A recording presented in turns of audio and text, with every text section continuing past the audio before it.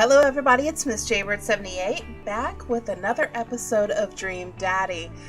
I am so excited about this game. I'm excited for the reviews, I'm excited for the creators, the producers, the artists, everybody involved in this.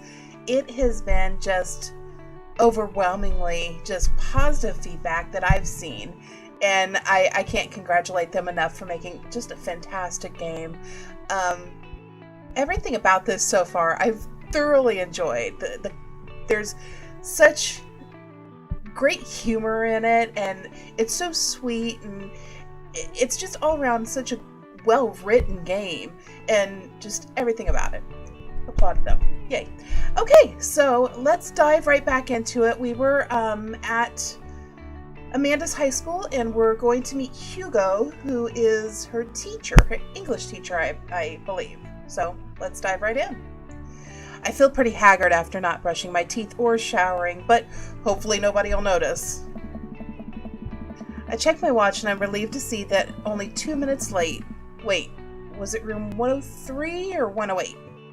I spot a youth standing at his locker and approach him for help. Excuse me, do you know where Mr. Vega's classroom is? Oh, what a cool character. The youth turns around and looks me up and down with heavily lined eyes. Come on, kid. I'm late for a meeting. Mr. who? Mr. Vega. I don't know. Have you tried the exit? Okay, wise guy. Are you going to help me or not? Fine. Up those stairs and to the left. Can't miss him. I head up the stairs and walk around, unable to find Mr. Vega's class anywhere. After a couple minutes of searching, I head back downstairs. That punk youth sent me on a wild goose chase. I get back to where the low-rent Gerard Way is standing, fully ready to give him a piece of my mind, when suddenly a head pops out of the classroom next to his locker. Oh. Lucien, don't you have a third period to get to? Fine, Mr. Vega. Oh. He totally knew who Mr. Vega was.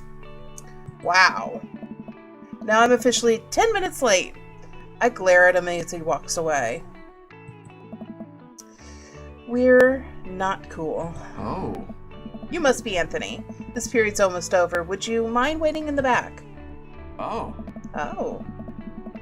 Mr. Vega leads me in, and I take a seat in one of the comically small students' desks in the back. I might get stuck in this. Alright, where were we? Now, who can tell me about the unreliability, I can't talk, of the narrator in J.D. Salinger's Catcher in the Rye? Yes, Colin. Colin stands up and does a thing where he blows into the crook of his elbow to make a fart noise. Oh. The whole class erupts in laughter. Probably me too. Alright, everyone. Very funny, Colin. Please sit down. Oh.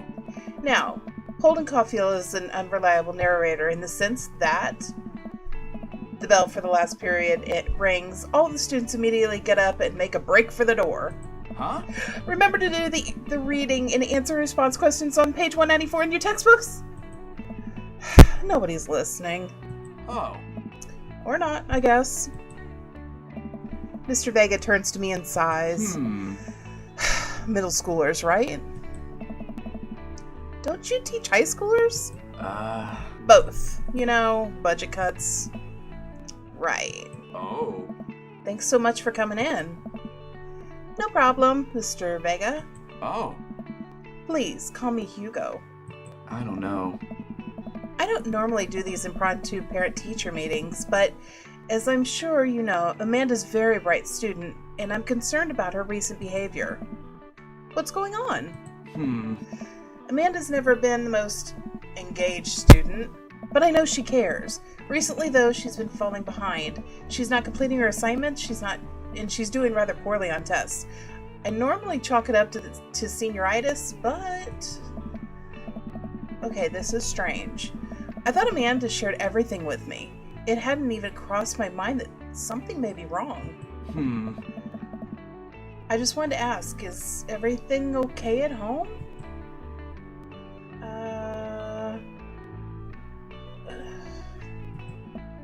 Well, we just moved recently, but it was only to the other side of town, and Amanda was more excited about it than I was. Oh. Well, see if you can talk to her about it. I know she values you a great deal and would appreciate your guidance. If she keeps heading down this road, I know how important art school is to her, and I'd hate to see her miss out on a scholarship money that she clearly deserves. I'll make sure to talk to Amanda. Thanks for letting me know, Hugo. Oh, I love Hugo. He cares about our Amanda. Anytime. On my way out, I stopped thinking for a moment. I turned to Hugo. Hey, Hugo. Yes. You ever catch that rye? Oh, come on. Yes. Oh, dad jokes. I gotta love them. I leave the classroom and make my way out of the school. I'm still a little bit in shock that Amanda was able to hide this so well from me. She always has been such a force of positivity in my life, especially after we lost her mother. Amanda must be done with classes by the day now. For the day now, sorry. I'm sure she would appreciate a ride home, and maybe I can talk to her about what's going on. Eh? I pull up to the carpool, and Amanda hops in the passenger seat. So, did you have fun gossiping about me? Well, Mr. Vega and I actually just gossiped about our celebrity crushes. Chris Pratt. So, you talked about Mario Batali the whole time. It was a very productive meeting. I'm pretty hungry. Can we grab some dinner? Sure thing.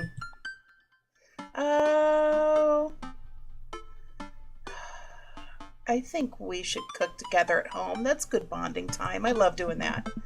Cool. I think with our powers combined, we could throw together a gourmet meal worthy of the Food Channel. I don't know about that, but I can promise you it will at least be edible. Yeah. That's the spirit. We drive in silence for a short while. Amanda plays the game on her phone. I should say something. You know, sometimes when a kid gets older, they find that they have to keep things hidden from their parents. And that's okay, because sometimes that's what kids do. And that's okay. But also sometimes it's good to have the parents' perspective, because, you know, maybe the parents have also dealt with similar situations.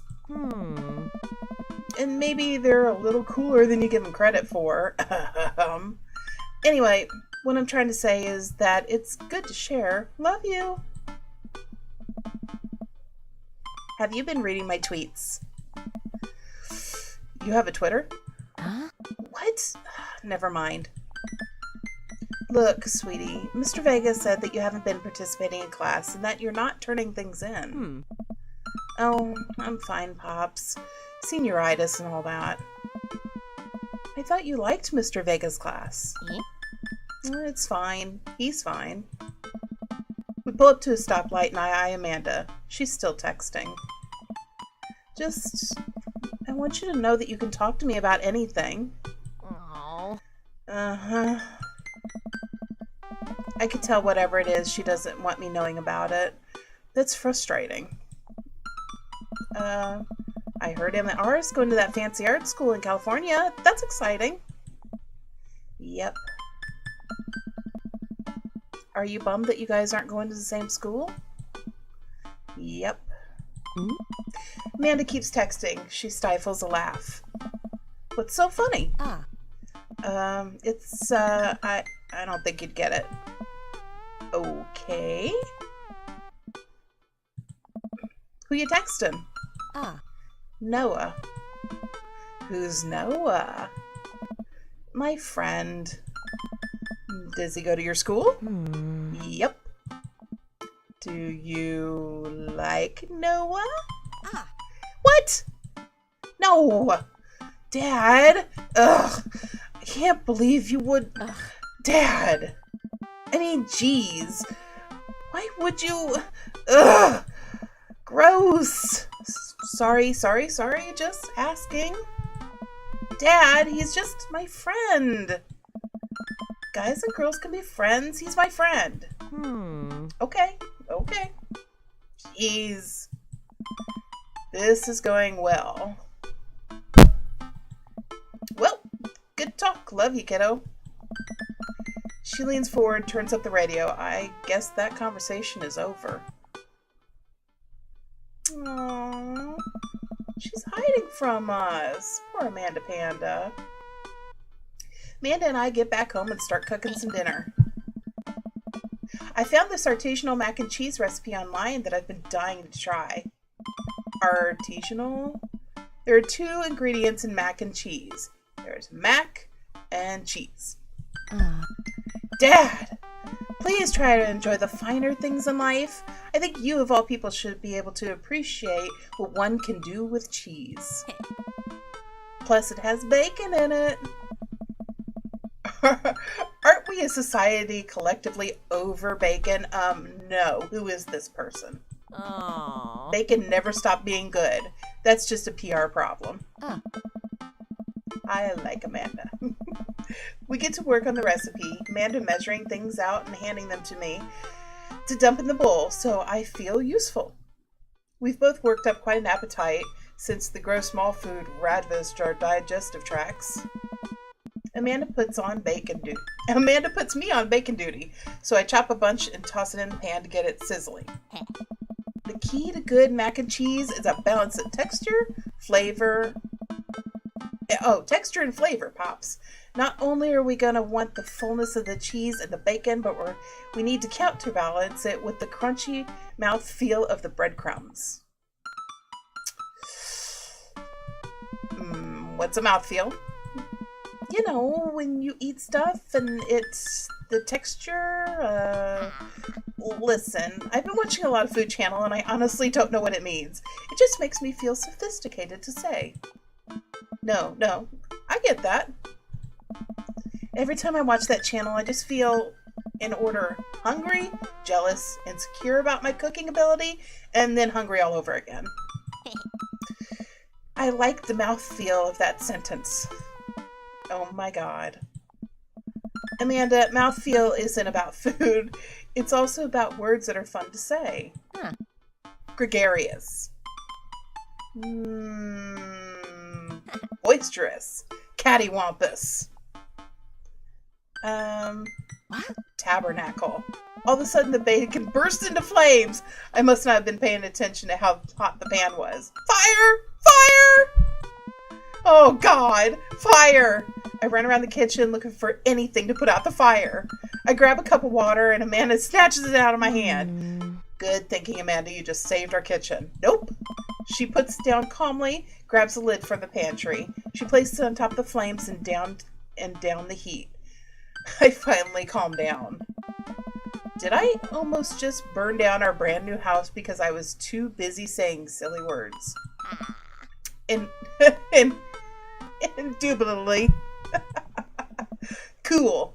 Who wants takeout? Amanda and I order some Chinese food and I eat it on the couch in front of in our new living room. She flips on the TV. Oh, cool. Long haul ice road paranormal ghost truckers. That is a mouthful. Is on. Your favorite, right? Oh, hell yes. They have to make it over the Canadian tundra before the ice road melts, but they're also hunting ghosts. Also, the trucks are haunted. This is an episode I've already seen, but it's one of the best. Callum and Flint Dogbone, the twin brother truck drivers and ghost hunter duo, find themselves in the greatest peril yet. Oh no, the ghosts done got control of the truck. I can't steer them their damn ice roads. Let me use this EVP meter and I'll try and communicate with the spirits. Flint, we're about to die! Almost got it! If you listen carefully, it sounds like they're saying, you're gonna die. That's because we're about to die. This is art.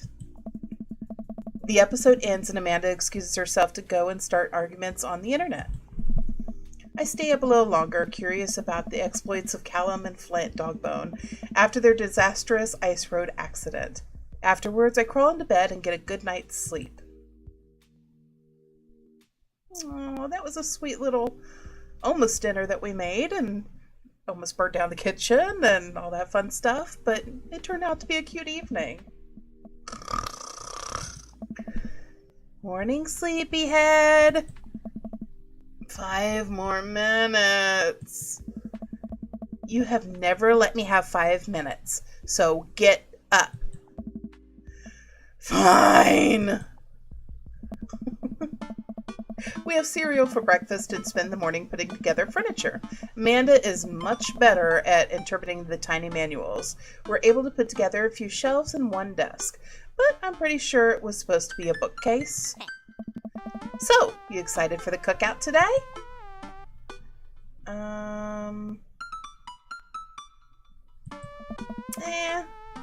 That's a bad attitude. Don't you want to meet some people in the neighborhood?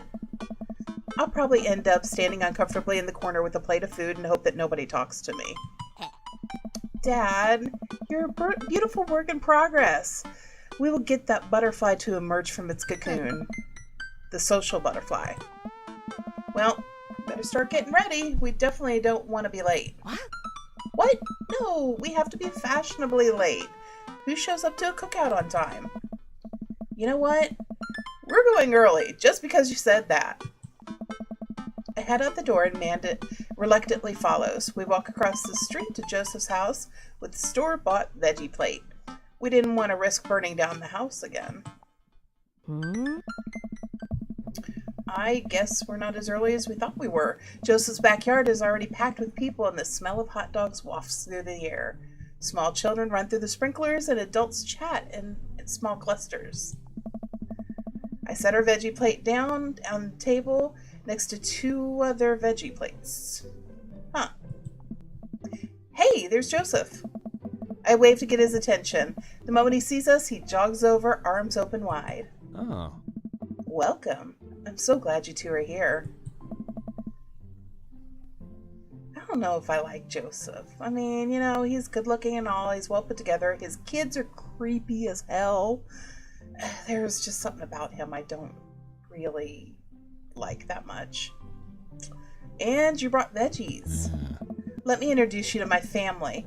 Kids, come over here. This is Chris, my eldest. Hey. Hi. This is Christian and Christy. They're twins. What? They look like they belong in a horror movie. They stare creepily and say nothing. Huh. Then, of course, there's our youngest, Krish. Wait, where's Krish? Maybe Mary put him in his crib. Oh, it's the chick from the bar. Oh, and how could I forget my lovely wife, Mary? Hey. Joseph pecks her on the cheek. She smiles. Ah, Mary, sweetheart. Did you put Krish to bed? Ah. I'll have to go look for him. Hmm. What? You have to... Yeah. Joseph takes a moment to regain his composure. Mary, this is our new neighbor Anthony and his daughter Amanda. I'd like to shake your hand, but I have a glass of wine that needs to tend to. I love her. Nice to meet you, Mary, for the very first time. Charmed. Well, I have to go over there now. Mary leaves. Oh God, this is so awkward. I wonder if Joseph knows. I wonder if Mary knows Joseph knows. I wonder if Joseph knows that Mary knows that I know. It takes all my energy not to run away from barbecue and start fresh in a new city. Yeah. My wife has a wonderful sense of humor, but please, you 2 enjoy the barbecue. All the guys are really excited to meet you. Oh. Let me introduce you to Damien. Joseph beckons a tall man in gothic attire over to the conversation. Good eve, friends. Ooh. Oh, wow, he said that. Wow. Damien, this is our new neighbor, Anthony. Ah, so lovely to meet you. Damien shakes my hand and then bows. If you're ever interested, It would bring me great pleasure to host you for a spot of afternoon tea. Actually, that sounds nice. Wow, yeah, that sounds rad. Splendid. Well, I must be off. Perhaps our paths shall cross again. Damn, what a classy dude. Amanda and I mill about and try some of the food spread that's out on the table. I pick up some deviled eggs. Amanda grabs a small paper plate and immediately begins piling it with baked goods. I don't want to have to make friends. Aww. Come on, Dad. Who are you going to party with when I go off to school? But I don't want to have to do pleasantries. Dad. They're going to talk about the weather. Go. Do it. Make a friend. But how could I possibly abandon my only child at a social function? That's bad parenting. This plate of cookies is my new dad. Bye. Amanda shoves me into the center of the yard. Well, here goes nothing. I look around the party and I'm surprised to see some familiar faces. Isn't that the barista from the Coffee Spoon? Yes, it is. Didn't I meet that guy at the bar?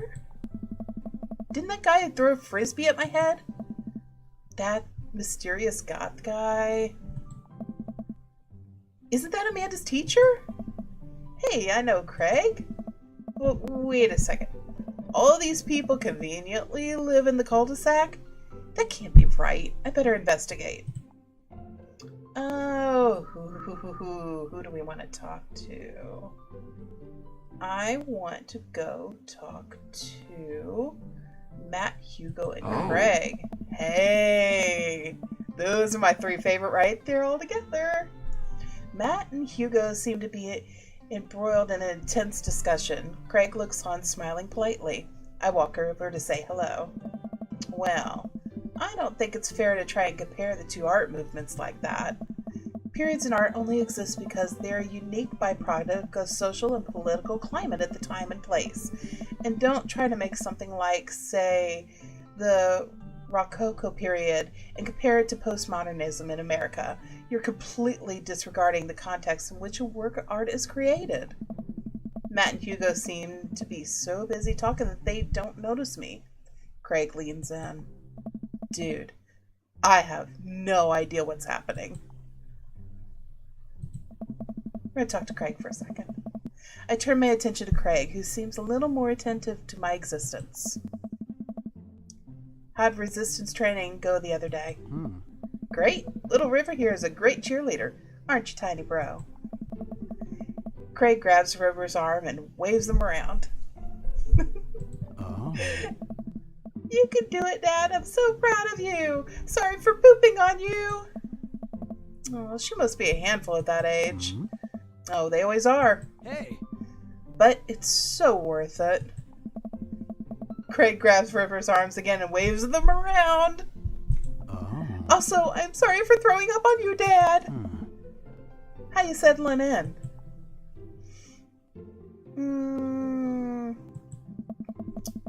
There's still a few odd and ends to take care of, but I can really call myself settled, but I can't really, before I can really call myself settled, but I think we can upgrade the situation to livable. Oh. We did livable throughout the entirety of college. Yeah, my goal was for Amanda to live the sort of life I didn't involve eating spoonfuls of ranch dressing as a palate cleanser between different types of pizza. Still does, though. Hey, she takes after her dad. Anthony, how are you liking the neighborhood? It's pretty nice. Everybody's been super friendly. Oh. Seems like your daughter's fitting in just fine. Matt points across the yard. Hey, where'd you go, Craig? Matt points across the yard where Amanda, Daisy, and another young girl are playing. They're all sitting cross-legged in the grass, picking weeds and weaving them into flower crowns. It's pretty adorable. The girl I don't recognize jogs over to us. Oh, she's so cute. I love her big fluffy hair. What is it, sweetheart? It's a flower crown. I thought you'd look cute in it. Hey. Well, there's only one way to find out. Please put it on. Matt takes the flower crown and places it on top of his head. Hey. Am I cool now? The girl stares at him, thinking it over. Nope. But you're slightly less uncool than you were before you put it on. Hey. Oh, there it is! Ha! Hey, Anthony. This is my daughter. Hello. I'm Carmenista? Carmenstia? I don't know how to pronounce that name.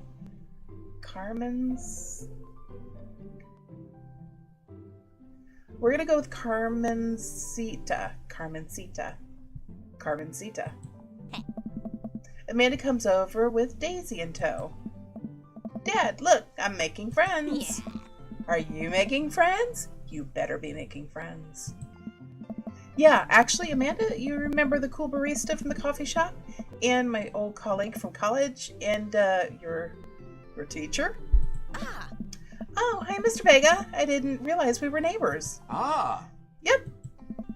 You still gonna get me that overdue term paper? Oh. Ha ha ha. Great seeing ya.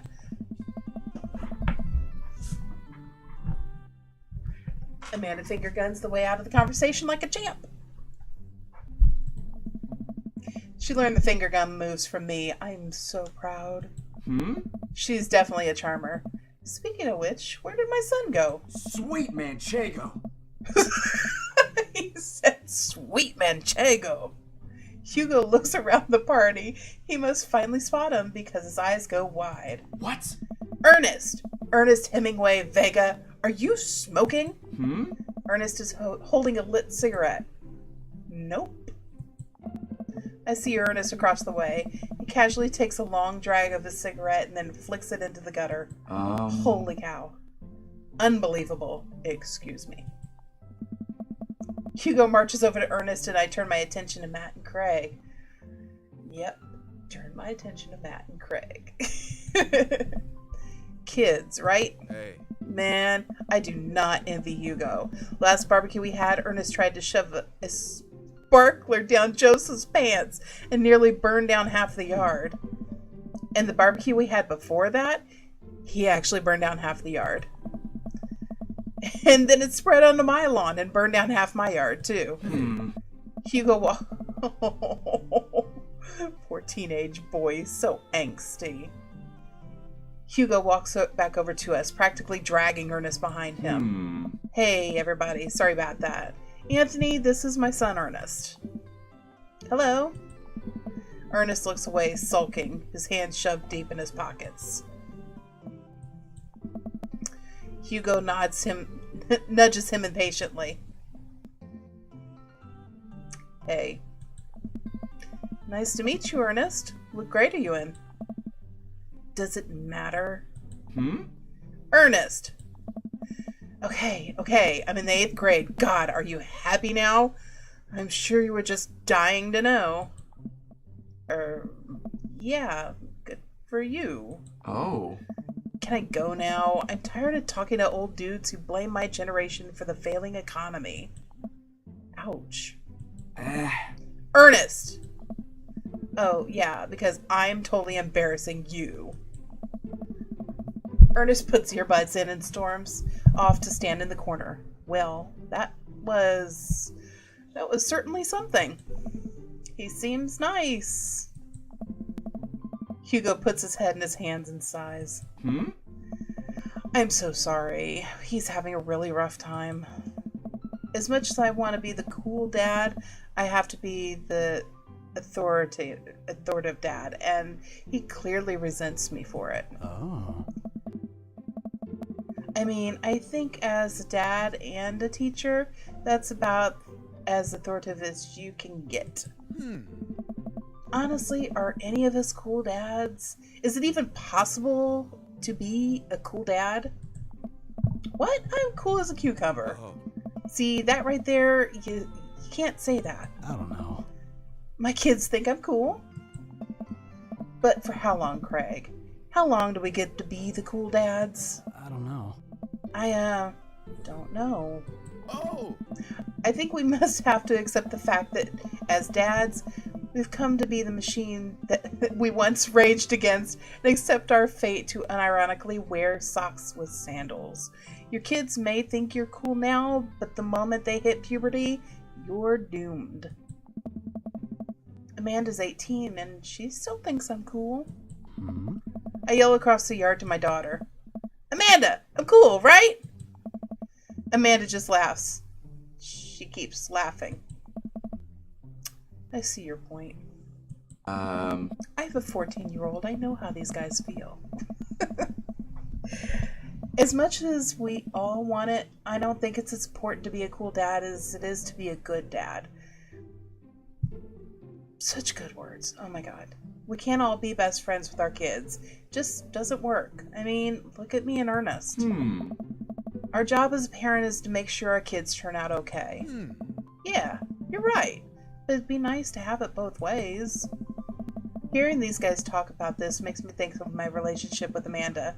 We get along so well, but there might come a time when it won't be like that. Is college when that's gonna happen? Hey.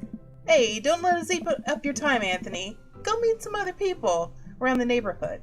No, don't leave! I like you guys!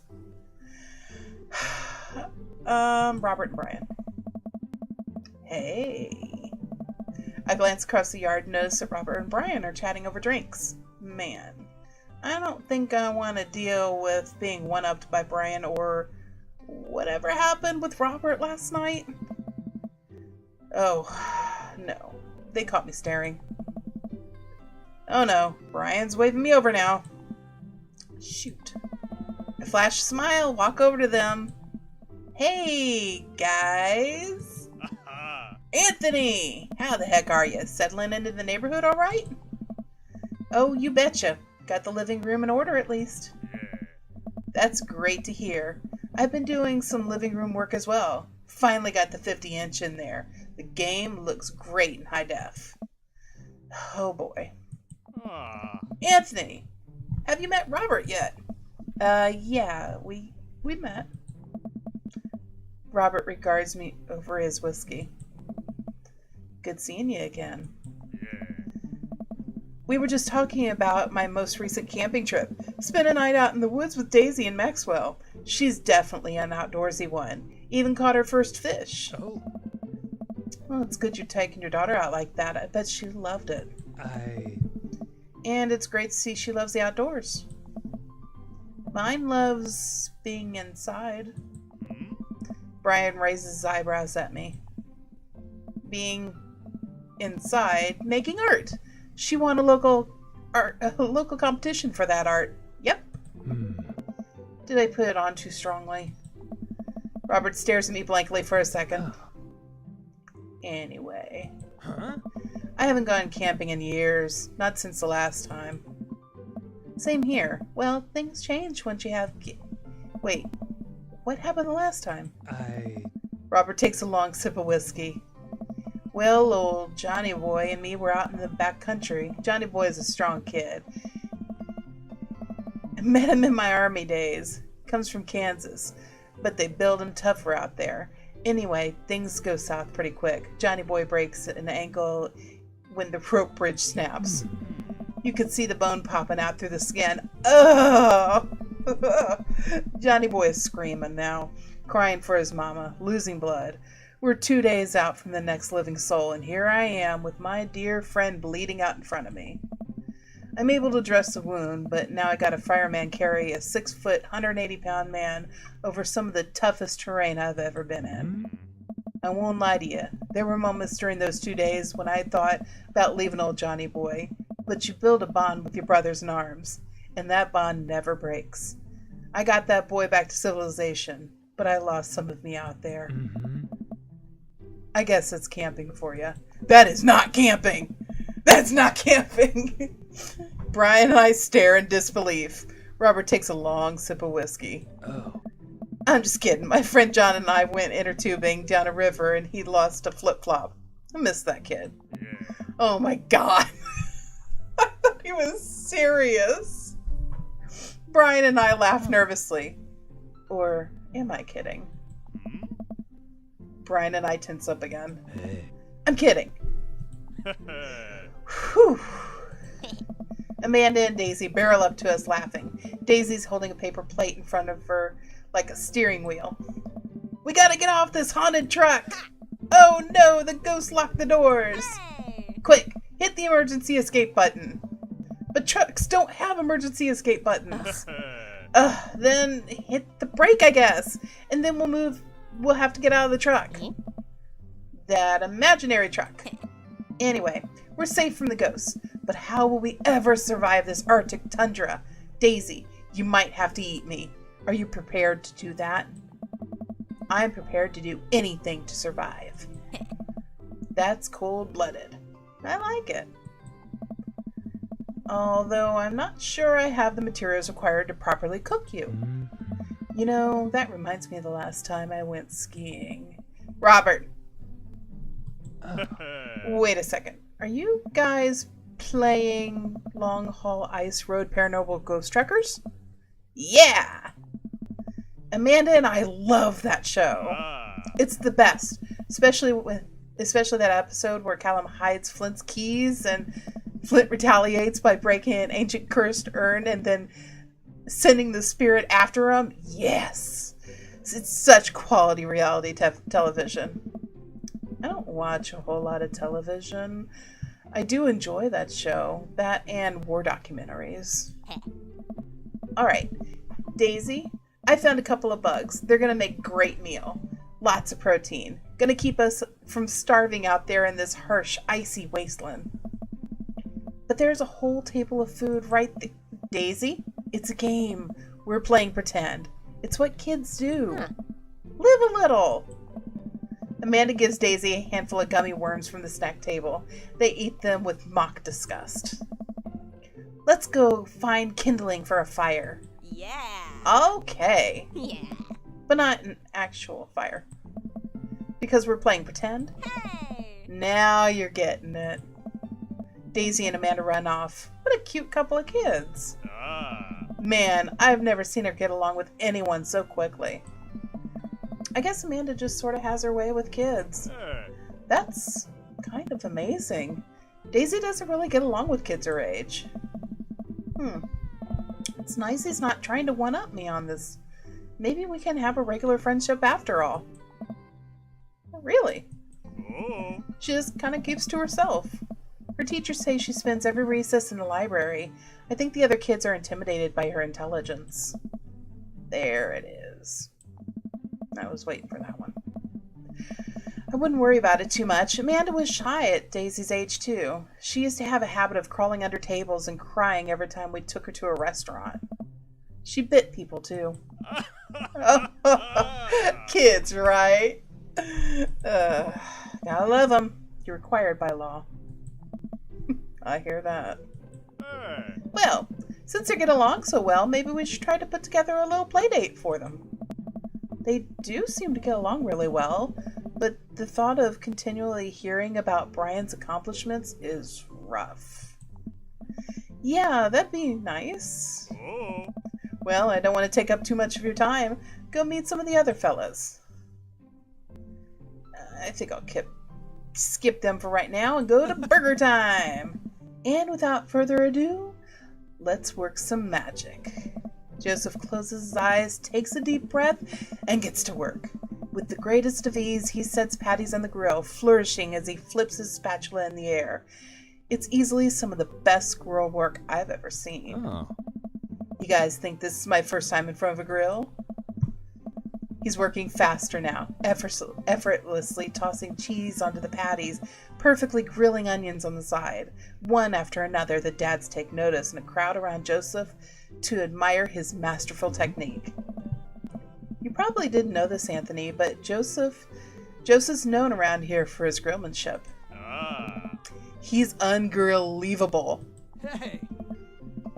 I have tried to get on his level, but I just can't catch up. Let us keep studying. He has a rare quality about him. Oh, these puns. God, I love the writers in this. Mustard we keep talking about this? Can't we just appreciate the artist? I've never seen him make a mistake. Mmm. Okay, we need to stop. This is getting too cheesy. Please, stop! All of the children at the party boo the glorious display of puns in unison. Nice. Y'all are no fun. Alright guys, food's ready. Please form an orderly barbecue. Amanda groans. We all grab our food, hang out, enjoying perfectly cooked cheeseburgers. Yeah. Man, it's so wild how all of us dads live in the same cul-de-sac. Hey. Kinda nice, isn't it? Feels like there's a real community here. Totally helps when we're just a single dad trying to raise a kid. Oh. We're happy to have you here, man. I think you're gonna like the neighborhood a lot. Oh. Plus, Amanda seems to be getting along with all of the kids. If she decides to get into the babysitting game, she'll really make a killing. Hey, why don't you add us on Dad Book? Dad Book? Ooh. I love the little noises that they make, especially when you recognize them. Yeah, it's a great social network for dads to keep in touch with each other. We're all on it, so if you ever need to reach out to any of us, that's the simplest way to do it. Sorry, I'm just an old-fashioned dad. Social media goes over my head sometimes. Don't worry, Pops. I'll help you figure it out. The rest of the barbecue goes smoothly. We all trade stories and drinks as our kids play on the lawn. Amanda breaks up a fight between Carmenista and those weird twins. I think they wanted her soul. Oh, I got an achievement. Welcome to the neighborhood. Amanda and I walk back to our place as the sun sets over the neighborhood. Pretty fun party, don't you think?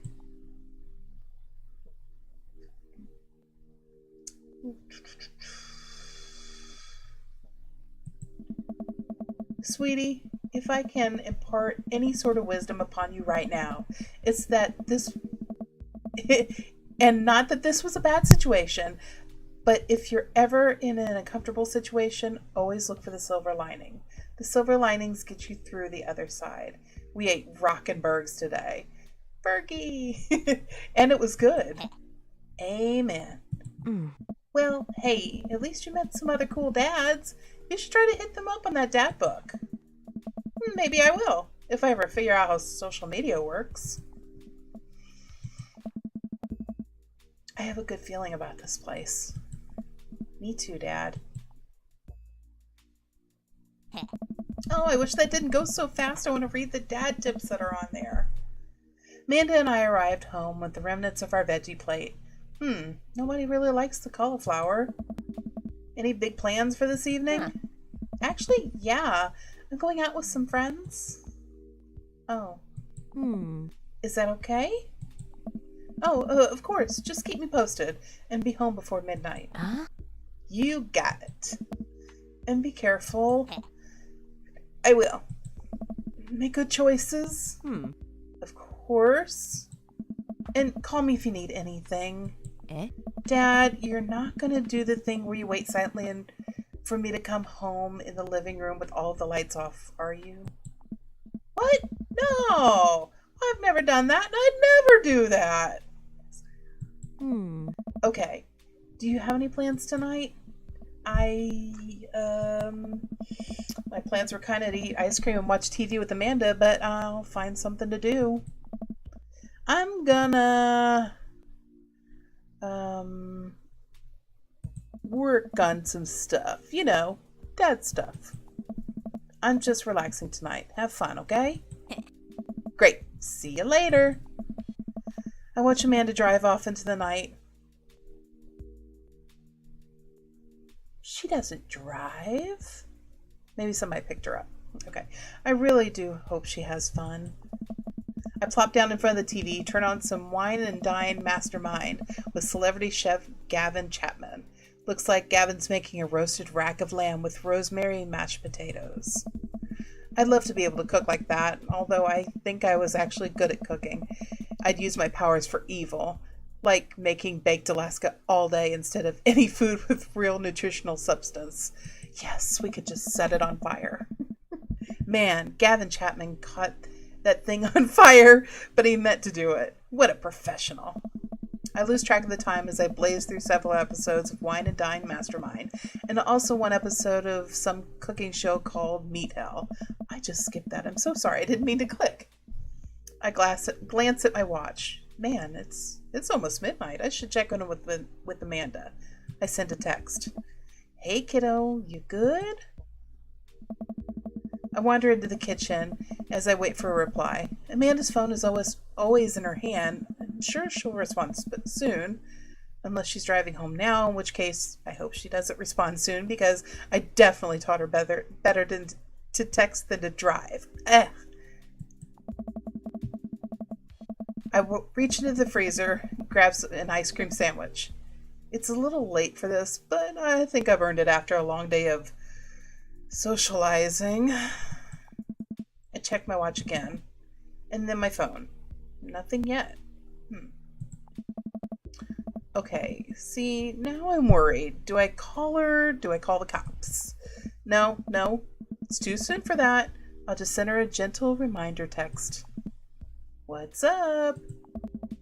Half an hour passes. Okay, now I'm really worried. Episodes of Gavin Chapman's Meat Hell are not only assaulting my anxiety, but possibly exacerbating it with all the yelling. So I keep pacing around the house, waiting for her to come back. Why didn't I find out where she was going? Who she was with? Why don't I know any of her friends' numbers? Why don't I know any of her friends' full names? Who is Emma P? I decide to send her another text. Amanda, please text me and let me know you're okay. I can't help but think of all the awful things that could have happened to her. Oh, thank God, it's her. Amanda opens the door and shuffles in. Finally, she's back home. Just glad she's okay. Sup? Sweetie, thank God you're safe. Yep. But now I know she's okay, I'm really mad. Why didn't you answer my texts? Amanda pulls her phone out of her pocket. Oh, whoops, guess I didn't see those. She starts to walk to her room. Amanda Ann. Whoa, we're pulling out the middle name now? Amanda, you came home an hour and a half after your curfew, and you didn't respond to any of my texts. You really freaked me out. What about...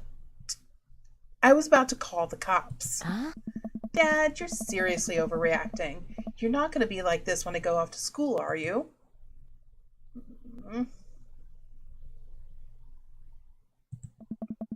You're my only daughter. Well, I can't give you a play-by-play on everything I do all the time. I'm 18. You shouldn't even be giving me a curfew in the first place. I sit down on the couch and put my head in my hands. I feel tired all of a sudden. You really scared me. Just please don't do that again. All right. I'm gonna go to bed now. Amanda closes the door to her room and I head to mine. I love you, Amanda Panda. Good night. Jeez. As I'm falling asleep, one thing she said keeps echoing in my mind. You're not going to be like this when I go off to school, are you? Okay. Start of a new day, and we're going to end the episode here. So join me next time. We're going to do another episode of this probably tomorrow. I love this game so much.